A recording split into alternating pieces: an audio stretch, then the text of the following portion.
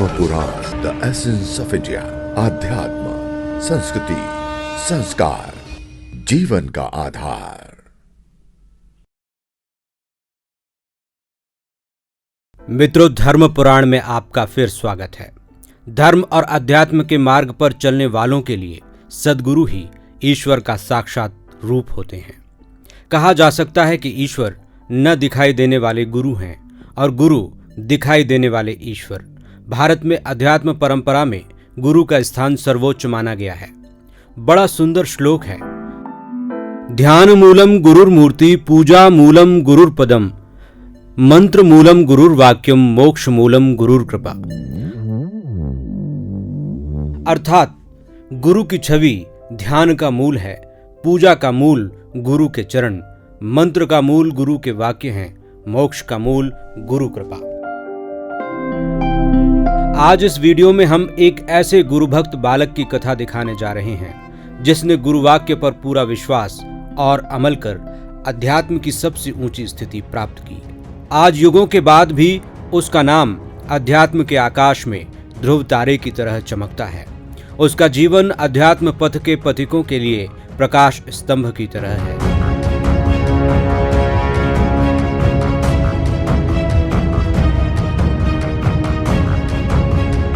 जी हाँ, हम बात कर रहे हैं पुराण प्रसिद्ध अद्भुत गुरुभक्त बालक उपमन्यु की। प्राचीन समय में एक महान तपस्वी गुरु वन में आश्रम बनाकर आराधन किया करते थे। उनका नाम था महर्षि आयोधौम्य। वहां वे अपने शिष्यों को भी ज्ञान देते थे।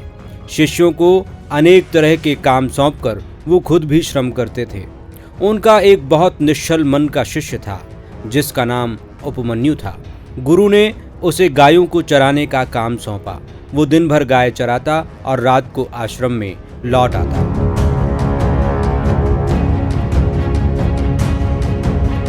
जैसा कि हम सभी जानते हैं, जीवन में कुछ बड़ा पाने के लिए परीक्षा देनी पड़ती है।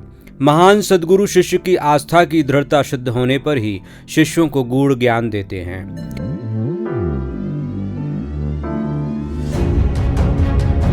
एक दिन उपमन्यु को काफी हष्ट-पुष्ट देखकर गुरुजी ने पूछा, बेटा उपमन्यु, तू आश्रम में भोजन नहीं करता, फिर तू हष्ट-पुष्ट कैसे है? उपमन्यु ने कहा कि मैं भिक्षा मांगकर अपने शरीर का निर्वाह करता हूँ। गुरुजी ने कहा, बिना गुरु को अर्पण किए भिक्षा में मिले भोजन को ग्रहण करना पाप है।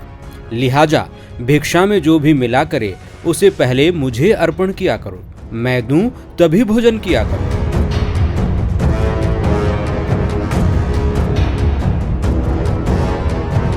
उपमन्यु रोजाना भिक्षा लाकर गुरुजी को अर्पित करने लगा। गुरुजी तो परीक्षा ले रहे थे। वो पूरी भिक्षा खुद रख लेते और उपमन्यु को कुछ नहीं देते थे। कुछ दिनों बाद गुरुजी ने देखा कि उपमन्यु पहले जैसा ही हृष्ट-पुष्ट बना हुआ है। उन्होंने पूछा, आजकल तुम क्या खाते हो? उपमन्यु ने कहा कि भिक्षा आपको अर्पित करके मैं फिर से भिक्षा मांग लेता, उसी को ग्रहण करता हूं। गुरुजी ने इसे धर्म विरुद्ध बताकर कहा कि इससे गृहस्थों पर बोझ बढ़ता है। तुम आज से दोबारा भिक्षा नहीं मांगना। उपमन्यु ने ऐसा ही किया।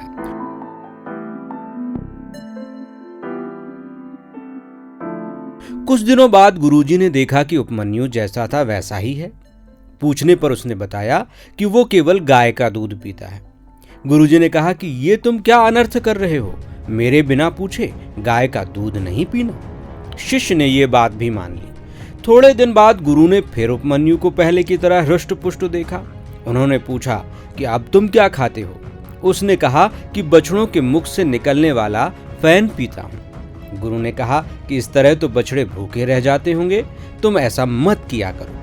उपमन्यु ने ये आज्ञा भी मान ली।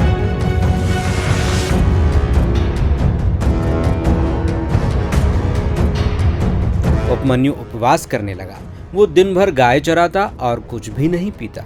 इस तरह उपमन्यु का शरीर कमजोर होने लगा। भूख सहन न होने पर एक दिन वो आक के पत्तों को खा गया। इससे उसकी आंखों की रोशनी चली गई।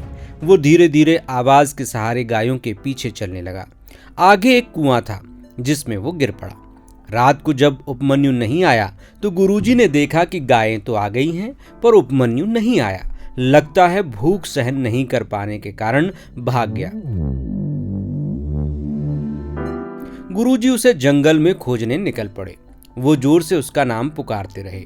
उपमन्यु ने गुरुजी की आवाज सुन ली। उसने कहा कि मैं कुएं में पड़ा हूं। गुरुजी ने उसे बाहर निकालकर उससे सब बात जानी। उसकी गुरु भक्ति पर वो मन ही मन बहुत प्रसन्न हुए। उन्होंने उससे आंखों की रोशनी वापस पाने के लिए देवताओं के वैद्य अश्विनी कुमार की स्तुति करने को कहा।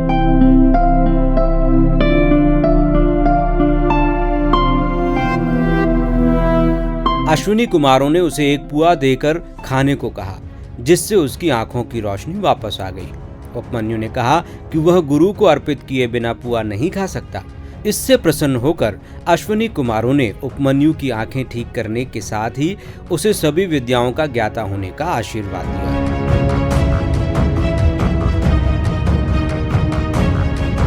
इस प्रकार गुरु भक्ति से उपमन्यु ने परम ज्ञान प्राप्त किया। धर्म ही नहीं, किसी भी क्षेत्र में गुरु के वचनों का पालन करके हम सर्वश्रेष्ठ प्राप्त कर सकते हैं। देखते रहिए धर्म पुराण। यदि आपको ये वीडियो पसंद आए तो कृपया लाइक करें, सब्सक्राइब करें और बेल आइकन को जरूर क्लिक करें।